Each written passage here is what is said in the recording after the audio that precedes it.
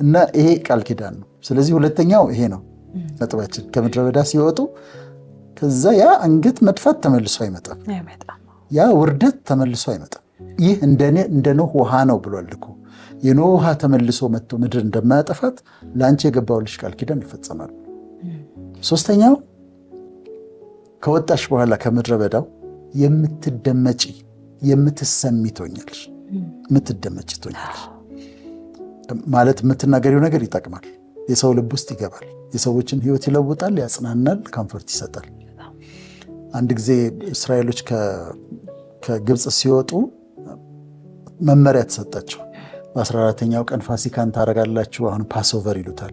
ፋሲካን ታረጋላችሁ፣ በጉን ታርዳላችሁ፣ ጉበኑና መቃኑን ለዛ ጊዜ ነው። አሁን ይሄኛውን አያረጉት፣ ትቀባላችሁ አላቸው። ከዛ በጉን ታርዱና ጥሬውን እንዳትበሉ አላቸው። የተሰጣቸው መመሪያ ነው። ጥሬውን እንዳትበሉ፣ የተቀቀለውንም እንዳትበሉ፣ በእሳት የተጠበሰውን ትበሉታላችሁ አላቸው። አሁን ተመልከቺ፣ ጥሬው አለ፣ የተቀቀለው አለ፣ እንዳትበሉ ብሏል እሱ። በመንፈሳዊ ትርጉሙ ስታዩ በምድረ በዳ ያላለፉ ሰዎች መጥተው ሊነግሩን የሚሞክሩት ነገር ጥሬ ነው። የት አልፈህበት ነው የሚሆነው? መከራ ውስጥ አልፈሃል ወይ? ጠባሳህን እስቲ ያሳየኝ እና ጥሬ አትብሎ አለ። እሱ ነው ያለው። ቅቅሉ ደግሞ መሰለሽ በቃ ዝም ብሎ ውሃ ውስጥ ተመችቶት አይደል ያለው ስጋው። በቃ ዝም ብሎ ተመችቷቸው የላይፍ ስትራግላቸውን ሳይነግሩን፣ ምድረ በዳቸውን ሳይነግሩን በቃ አይ ቀላል ነው እኮ ነገሩ፣ ምንም ችግር የለውም የሚሉ ናቸው። እና እዛ ምድረ በዳ ውስጥ ያሉ ሰዎች እያዩ እንደውም ምናልባት እግዚአብሔርን ለማማረራቸው ምክንያት ሊሆኑ ይችላሉ። ለእነሱማ እንዲህ ታደርጋለህ፣ እኛ እንደዚህ ምን ሆነው እንጂ ይሄው ለሌሎቹማ የምታደርገው እናያለን። እሱኛው የተቀቀለ ነው እንዳትበሉት ብሏል። የሚበላው ምን አይነት ነው? በእሳት የተጠበሰው ትበላዋለህ፣ በእሳት እና በእሳት ውስጥ ካለፍሽ በኋላ ለሕዝብ የሚጠቅም ነገር ይወጣሻል። ያለፍሽበትን መንገድ ትናገሪያለሽ፣ ታስተምሪበታለሽ። ተቸግረሽ እንደነበረ፣ ተርበሽ እንደነበረ፣ አሁን ዛሬ እንዳደረግ ነው ትናገሪያለሽ። አሁን ደግሞ ያለሽበትን ደግሞ ትናገሪ። ያ ለሕዝብ ይጠቅማል። እንደተቀቀለው ዝም ብሎ ኮምፈርት የምናወራቸው ከሆነ ግን አይጠቅምም። እና እንደዛ እንዳይሆን ማለት ነው። አንድ ጊዜ ስለዚህ አስተምሬ ስለ የተጠበሰው በመከራ እሳት ነው የሚል ትምህርት አስተምሬ ነበር ድሮ። እና ካስተማርኩኝ በኋላ አንዲት ሴት መጣችና ትምህርቱ በጣም ጥሩ ነው አለች፣ ግን አንተ አልፈህበታል አለች። እንዴት እንደሚከተፍ ትኩስ መጥበሻ ላይ እንዴት እንደሚጣድ ስጋ ወስዶ ሲደረግ ሲላል አይደለም ያመዋል። ከዛ ደግሞ በአንድ አይደለም ገልበጥ ይደረጋል። ስለዚህ በገንዘቡም በጤናውም ሰው ይነሳብሻል። ገልበጥ ትበስያለሽ። ከዛ መብሰሉን ደግሞ ለማረጋገጥ በሹካ ይወጋ የለ እና ሹካ ይዘው የሚዞሩ ሰዎች አሉ። ይመጡና ይወጉሻል። ከበሰልሽ ዝም ነው የምትይው፣ ካልበሰልሽ ሪያክት ታደርጊያለሽ። ልክ ዝም ማለት ስትጀምሪ ሲወጉሽ በስልሻል። እና ባለሙያ ሴት እንኳን የበሰለውን ስጋ ታወጣዋለች እንጂ አታሳረውም። እግዚአብሔርም ሰውን አያሳርም፣ እንድንበስል ያደርጋል እንጂ አያሳርም ነበረ። ከዛ ያንን ጥያቄ ጠየቀችኝ። አንተ አልፈህበታል አለችኝ። ሬስቶራንት ስትሄጂ አልኳት፣ የተጠበሰው ስጋ ከማሽድ ፖቴቶ ድንች ተደርጎለት ወይም ቺፕስ ተደርጎለት ከስፒናች ከጎመን ጋር ምናምን ተደርጎ በነጭ ሸክላ ሳህን በጣም የምታምር ዌይትረስ ይዘው እንደዚህ ስትመጣ እንትምን ታስቢያለሽ አልኳት። እዛ ኪችን ውስጥ የተሰቃየውን ስቃይ አላስብም አለች። እንደሱ ነው አልኳት። እንደውም መከራ ያሳምራል እኮ። የሚገርምሽ ነገር ችግሩ መከራ ውስጥ ስታልፊ ያምርብሻል እና አንቺ እንዲህ አምሮብሻል ግን ይልሻል ሰዎች። እንደዛ ነው።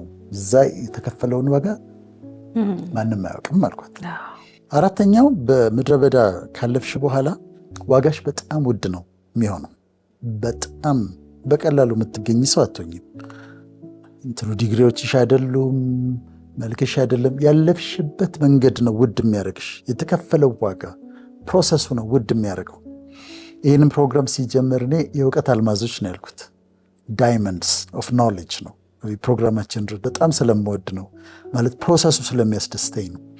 ባለፈው ሳነብ ነበር አንድ ዳይመንድ $71 ሚሊዮን ተሸጠ ይላል። አንድ ዳይመንድ $71 ሚሊዮን ተሸጠ ይላል። ዳይመንድ ያላቸው ሀገሮች ሀብታሞች ናቸው። ሳውዝ አፍሪካ፣ ላይቤሪያ፣ አይቮሪኮስ ግን ይዋጋሉ። ብለድ ዳይመንድ ነው የሚባለው። እንደውም በጣም እርስ በርስ ስለሚዋጉበት ብለድ ዳይመንድ ይባላል። በጣም ውድ ነው። ያ ውድ ነገር እንዲደረግ ግን መሰልሽ ውስጡ ያለው ካርበን ነው። አስተምሬዋለሁ ከዚህ ውስጥ ግን ባጭሩ ልድገመው። ውስጡ ያለው ካርበን ነው። ከሰልም ውስጥ ያለው ካርበን ነው። ዳይመንድም ውስጥ ያለው ካርበን ነው። ልዩነቱ ምንድን ነው? ከሰል አሁን ኮል የሚባለው ነገር ያለው ከላይ ነው የሚገኘው። ዳይመንድ የሚገኘው ከምድር በታች 500 ኪሎ ሜትር ከዚህ ሀረር ርቀቱን አስቢና ያን ያህል ወደ ታች ነው። እዛ ነው የሚሰራው ታች ወርዶ። ስለዚህ ዝቅ ማለት ይጠይቃል። 500 ኪሎ ሜትር ወደ ታች 1200 ዲግሪ ሴንቲግሬድ ይጠይቃል ሙቀቱ 1200 ዲግሪ። ከዛ ፕሬሸር ደግሞ እንዲህ ሞለኪሎችን የሚያቀራርብ ፕሬሸር ይፈልጋል። ለረዥም ጊዜ መቀመጥ አለበት። አይዲያሊ አንድ ከሰልን ወስደሽ ከምድር በታች 500 ኪሎ ሜትር ብታስቀምጨው 1200 ዲግሪ ሴንቲግሬድ ቃጠሎ ውስጥ ብታስቀምጨው በከፍተኛ ፕሬሸር ውስጥ ብታስቀምጨው ለረዥም ጊዜ ቢቆይ አልማዝ ይሆናል። አሁን አርቲፊሻል የሚሰሩበት HPHT የሚባል ፕሮሰስ አለ። ሃይ ፕሬሸር ሃይ ቴምፕሬቸር ማለት ነው።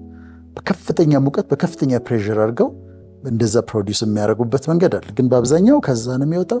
ከዛ ቮልኬኖ ያፈነዳና ያወጣዋል። ሳውዝ አፍሪካ የተገኘው እንደዛ ነው። ሕፃን ልጅ ሲጫወት ጠጠር ነገር አገኘ። ሲያት ተለየችበት። ለአባቱ አሳየው። ዳዲ ምንድን ነው ይሄ አለው። ወስዶ ሲያስመረምሩት ዳይመንድ ነው። ከዛስ ሜዳው ሲታይ ዳይመንድ አለ ለካ ቮልኬኖ አምጥቶ የረጨው። ከዛ ሳውዝ አፍሪካ ዳይመንድ ማውጣት ጀመረች። ከዛ ፖሊሽንግ ካቲንግ ምናምን የሚባል ፕሮሰስ አለው። ከዛ ውድ ነው፣ በጣም ውድ ነው፣ ዋጋ ውድ ነው። የዛ ጊዜ አስተምሬዋለሁ። ጠንካራ ነው ዳይመንድ። በሌላ ዳይመንድ ካልሆነ ሌላ ዳይመንድ አይቆርጠውም። አሲድ ብታፈሽበት አይበላሽም። እሳት ቢቀጣጠል ወርቅ ይቀልጣል፣ ንብረት በሙሉ ይጠፋል፣ ዳይመንዱ ምንም አይሆንም። ከዛ በጣም ውድ ነው፣ በጣም ደግሞ ውድ ነው። እንደዛ ያለፉ ሰዎች በጣም ውድ ነው ሆነው ነው የሚወጡት ለማለት ነው። ዋጋቸው በጣም ትልቅ። እኔ ፐርሰናሊ በመከራ ያለፉ ሰዎችን በጣም አከብራቸዋለሁ። ይህ እንትኑን አውቀዋለሁ፣ ፕሮሰሱን ስለማውቀው ዋጋቸው ትልቅ ነው። አምስተኛው በምድረ በዳ አልፈሽ ስትወጪ ለብዙዎች መድኃኒት ትሆኛለሽ፣ ፈውስ ትሆኛለሽ፣ መፍትሄ፣ ለሌሎች የምትቆረሽ፣ ለሌሎች የምትኖሪ፣ ለሌሎች ለመድኃኒትነት የምትፈለጊ፣ ለመፍትሄ የምትፈለጊ ትሆኛለሽ። እኔ ኢትዮጵያ ውስጥ ካየኋቸው ከዚህ በፊትም ብየዋል፣ በጣም የምደሰትባቸው ነገሮች አንዱ የህፃናት ምገባ ነው። ህፃናት ትምህርት ቤት ሄደው ምሳ መብላታቸው በጣም ነው የሚያስደስተኝ። በጣም ምክንያቱም የባዶ ምሳ ዕቃ ታሪክ ሰምቻለሁ። ፍሬዓለም ሽባባው መጽሐፏ ላይ ጽፈዋለች። ልጁ ባዶ ምሳ ዕቃ ይዞ ይሄዳል። ምሳ ይዞ ሄደ እንዲባል። ከዛ ምሳ ሰዓት ላይ ሲደርስ ልጆቹ ተሰብስበው ምሳ ዕቃቸውን ከፍተው ሲበሉ እሱን እዛ ነው የምበላው ብሎ ዛፍ ስር ይሄዳል። ከዛ ምሳ እንደበላ ሰው አክት ያደርጋል። ምሳ ዕቃው ግን ባዶ ነው። ከዛ ተመልሶ ይመጣና ጨዋታውን ይቀጥላል። እንዲህ አይነት ልጆች ነበሩ። በረሃብ ምክንያት ሃይፖግላይሲሚያ የሚባል አለ። ስኳሩ ዝቅ ሲል በሱ የሚወድቁ ልጆች ነበሩ። ስተው ማዳመጥ የሚቸገሩ ካለመብላታቸው የተነሳ ማዳመጥ። ይህንን የለወጡ ሰዎችን በጣም አከብራለሁ እና ለዚህ አይ ቲንክ ክሬዲት ሊሰጣቸው ከሚሰጣቸው ሰዎች ሴቶች መካከል የቀድሞዋ ቀዳማዊት እመቤት የቀድሞዋ ፈርስት ሌዲ ወይዘሮ ሮማን ተስፋዬ የቀድሞ ፈርስት ሌዲ እዚህ ላይ በጣም ሰርተዋልና ማመስገን አለብን። እንዲህ አይነትን ነገር ማመስገን አለብን። በጣም አሁን የሚደረጉ ነገሮች እኔ በጣም የምደነቅባቸው የምደሰትባቸው ነገሮች አሉ። ለዓይነ ስውራን ትምህርት ቤት ሲከፈት በጣም ደስ ይለኛል። ለኮሜርሻል ሴክስ ወርከርስ ይባላሉ ሴቶች በሴተኛ ዳሪነት ይተዳደሩ የነበሩ ሴቶችን ሰብስበው ቤት ሰጥተው ትሬኒንግ፣ ስልጠና፣ የተለያየ ሙያ ሲሰጡ ሳይ በጣም አክብሮት አለኝ። ለእንደዚህ አይነት ነገሮችን ከፍተኛ አድናቆት፣ ከፍተኛ አክብሮት አለኝ። ወደ ፖለቲካው ባልጠቀም እንዲህ አይነቱ ነገር ግን ይማርከኛል፣ በጣም ደስ ይለኛል እና መፍትሄ ነው የምትሆኘው። እንደ ወይዘሮ ሮማን መፍትሄ ሆነች ነው የምትወጪው። እናመሰግናቸዋለን የዛ ጊዜ ስለሰሩት ስራ። ወደፊትም ይሰራሉ ብለን እናምናለን። ስድስተኛው የሚያበራ ስብዕና ይኖርሻል። ሻይን የሚያደርግ ልክ እንዳልማዙ ሻይን የሚያደርግ ስብዕና ይኖርሻል። ከምድረ በዳ ስትወጪ በጣም ትሁት፣ በጣም ታጋሽ፣ ኢንቴግሪቲ ያለሽ፣ ሰው አክባሪ፣ ድሃ ማትንቂ፣ ሰውን ማታበላልጪ ሰው ትሆኛለሽ። እንደዛ ያደርጋል ምድረ በዳው ሰርቶ ሲወጣ እንደዛ ነው። እና ባላደራም ነው የምትሆኙ። በቃ የምታረጊያቸው ነገሮች በጣም ጥሩ ነገሮች ናቸው። ያ ሁሉ ግን በመከራ ከስብዕናውም ጋር ስለሚሄድ የተናገረውም ነገር ስላስደነቀኝ አንድ ሰው ላንሳልሽ። ጋሽ ስዩም ተፈራ፣ አርቲስት ስዩም ተፈራ ምን ሲል ሰማሁት መሰለሽ? ያለ ችግር ቢያድግ ሙጃ ብቻ ነው አለ። ሙጃ ታውቂያለሽ? አረም ዝም ብሎ ክረምት ከሆነ ዝም ብሎ ያድጋል። ያለ ችግር፣ ያለ ቁፋሮ፣ ያለ ድካም የሚያድግ ሙጃ ብቻ ነው አለ። አርቲስት ስዩም ተፈራ፣ ጋሽ ስዩም ተፈራ በደንብ ካዳመጥሽው አስደናቂ ነገሮች ነው የሚናገረው። ቶሎ ላልተረጀው ትችላለሽ፣ ግን ከውስጡ የሚወጣው ነገር በጣም አስደናቂ ነው። ጽሁፎቹ የጻፋቸውን ጽሁፎች በጥንቃቄ ካነበብሻቸው በጣም አስደናቂ ናቸው። እሱ ብቻ ሳይሆን የራሱ ፐርሰናሊቲ፣ ማንነቱ፣ ትህትናው፣ ሞገሱ፣ ጨዋነቱ በጣም የተከበረ ሰው ነውና እሱንም ደግሞ አንድ ቀን ልናደንቀው የሚገባ ነው። አርቲስት ስዩም ተፈራ በጣም ማከብረው ሰው ነው በጣም እና ያለ ችግር የሚያድግ ሙጃ ብቻ ነው አለ። ሰሞኑን ደግሞ አንድ ሰው ቪዲዮ ላከልኝና እኔ እምባዬ ሩቅ ነው። በእኔ ተቃራኒ ማለት ነው። የኔ ደግሞ በጣም ቅርብ ነው። ያንቺ ቅርብ ነው፣ የኔ ሩቅ ነው። ልብ ያዝናል እንጂ እምባዬ እንደውም በቃ በሚያነቡ ሰዎች ያስቀኑኛል። እንደነ አርቲስት ደሳለኝ አይነቶቹ እና እንባቸው ቅርብ የሆነ እና ቪዲዮ ላኩልኝና የሆነ ሰው ላከልኝና ከፈትኩት እና ይኸውት ቲክታክ ላይ ነው ያለው። አንድ ልጅ ምንድነው የሚያደርገው?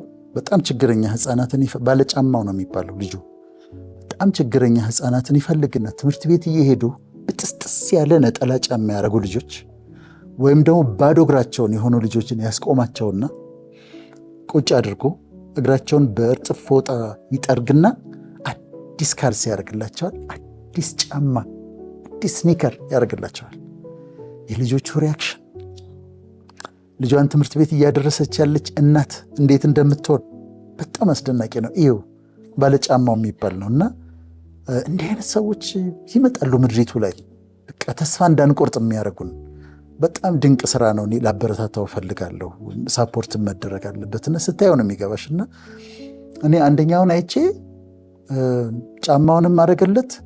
ከዛ ስለ ምግብ ሲጠይቀው ቤት ውስጥ የለም ይበላል። ቁርስ ምን በላ ሲለው አልበላሁም አለው። ለምን ሲለው የለም ይበላል። እናትየም ስጠይቅ የሚበላ ነገር የለም። ከዛ ፈንድሬስ ያደርግላቸው ደግሞ እርዳታ ብሎ አይደለም የፍቅር ስጦታ ብሎ ነው የሚያደርግላቸውና እንዲህ አይነት ሰዎች ያስፈልጉናል ህዝብ መካከል። በጣም በጣም ህይወታችንን ያሳምሩታል፣ ብርሃን ይሆኑልን። ሰባተኛው ሌሎችን የምትረጂ ሳይሆን የምትረጂ አንደርስታንድ የምታደርጊ ሰው ትሆኛለሽ። ሌሎችን አንደርስታንድ ታደርጊያቸዋለሽ እና ዝም ብለሽ አይተሻቸው ዘንጦ ወጥቶ ግን በውስጥ በኩል የለበሰውን ማቅ ይታይሻል፣ ሐዘኑ ይገባሻል። ሽቅርቅር ሳቂታ ሆና የልቦ ሐዘን ይታይሻል። ሰዎችን የምትረጂ ትሆኛለሽ በምድረ በዳ ካለፍሽ በኋላ። በውስጥ በኩል የለበሱትን ማቅ ይታይሻል። እዚህ ጋር ደግሞ አንድ ሰው ማክበር እፈልጋለሁ። እቺ ሴት ማ ትባላለች መሰለች? ወይዘሮ ተናኘ ስዩም ትባላለች። ተናኘ ስዩም 2 ወይም 3 መጽሐፍቶ ይጽፋለች። ወይዘሮ ተናኘ በጣም በቃ ምድር ላይ የማደንቃት ሴት ነች። ወይዘሮ ተናኘ ስዩም የጂጂ እናት፣ የሶፊ እናት፣ የነራሄል እናት፣ የፍሬ ዓለም ሽባባው እናት፣ የእነሱ እናት ነች። በጣም ነው የልጆቼ አያት ነች ማለት ነው። የምትደንቅ ሰው ነች። በቃ የምትረዳ እኔ ሳይኮሎጂስትም ትመስለኛለች፣ ሶሲዮሎጂስትም ትመስለኛለች፣ በጣም መንፈሳዊ ትመስለኛለች። ሶ ላቪንግ በጣም ሰው የምትረዳ ሰው አስደናቂ ሰው ነች። እና እንዴት አይነት ስዊት ፐርሶናሊቲ እንዳላት ትነግሻለች። በጣም በጣም የምትደነቅ ሰው ነች። አሁን የልጇ አባል ነበርኩኝ አይደለም። አንድ ቀን በእሷ ፊት ላይ ቅሬታ አይቼባት አላውቅም። ከተለያየን በኋላ በፍጹም ወዳጅ ነው የምትለኝ። ወዳጅ ዓመት በዓል ቀድማ እሷ ነች ቀድማ እንኳን አደረሰህ የምትለኝ እና ለሰዎች ሁሉ በሀገሯ ምቻግዲ ደግሞ በምትሆንበት ጊዜ ለሀገሩ በሙሉ ለምንድርተኛው በሙሉ እዚህ ለሚያውቃት በሙሉ በጣም ድንቅ ፐርሰናሊቲ ያላት ሰው ነች እና በጣም ኦነር ላደርጋት እፈልጋለሁ። ግን አልፋ ነው ያው እሷም ዴፊኒትሊ ያለ ማለፍ ያለ ምድረ በዳ አይመጣም። እሺ 8ኛ በጣም ቶሎ ማትደፈር ያደርግሻል። ያ ለመሰለሽ ምድረ በዳ ውስጥ ሆነሽ እየራበሽ አመሰግናለሁ ብለሽዋል። ምድረ በዳ ውስጥ ሆነሽ እያመመሽ እየተሰቃየሽ አከብርሃለሁ ብለሽዋል። ምድረ በዳ ውስጥ ሆነሽ እያመመሽ እየተሰቃየሽ አንተ መልካም እኮ ነህ ብለሽዋል። ያ ያልሽው እሱ ከምድረ በዳው ከወጣሽ በኋላ የሚነኩሽ የሚጣሉሽ ሰዎች ወየውላቸው። ዱ ኖት ኪክ አጌንስት ዘ ፕሪክ ይላል። ዱ ኖት ኪክ አጌንስት ዘ ፕሪክ ማለት የመውጊያውን ብረት ብትቃወም ለአንተ ይብስብሃል ማለት ነው። ማለት በፊትሽ ሰይፍ ያደረግና እንደዚህ ሊዋጋሽ ሊጋጭሽ የሚመጣ ሰው መጥቶ ምንድን ነው የሚሆነው? ከሰይፉ ጋር ነው የሚጋጨው። መከራው ለሱ ነው። ዱ ኖት ኪክ አጌንስት ዘ ፕሪክ ይላል። እንዳትነካት ነው እና እንደዛ ይባላል፣ እንዳትነካት ይባላል። ስለዚህ ሲዋጋልሻል፣ ይከራከርልሻል ማለት ነው። ባለፈው አንድ ቃለ መጠይቅ ሰማሁ። የማ ቃለ መጠይቅ መሰለሽ? ገጣሚ ኤፍሬም ስዩም በጣም ጎበዝ ገጣሚ እንደሆነ አውቃለሁ። በጣም ድንቅ ግጥሞች አሉት። ግን ቃለ መጠይቁን ሰምቼ አላውቅም ነበር እና ቃለ መጠይቅ እየሰማሁ እንዲህ አይነት ፒውር ሶል አለ ብዬ ነው ያሰብኩት። ንጹህ ሶል፣ ንጹህ ፍጥረት፣ ንጹህ ልብ በቃ እንዲማየው ሰው ኤፍሬም ስዩም ማለት ገጣሚው ይሁን ንጹህ ፒውር የሆነ ሶል ሰው ፐርፌክት ግን እንደዛ ነው የማየው። እና አሁን ይሄን ልጅ መንካት አልኩኝ። የሚነካው የለም እንጂ ከፈጣሪ ጋር ነው የሚጣለው። ቀጥታ መጋጨት ነው የሚሆነው፣ መጋጨት ነው የሚሆነው ይሄን ልጅ መንካት ቢነኩት አልኩኝና ጥሩነቱ ብዙ የሚነኩት አይመስለኝም። ምንም ንጹህ ሰው።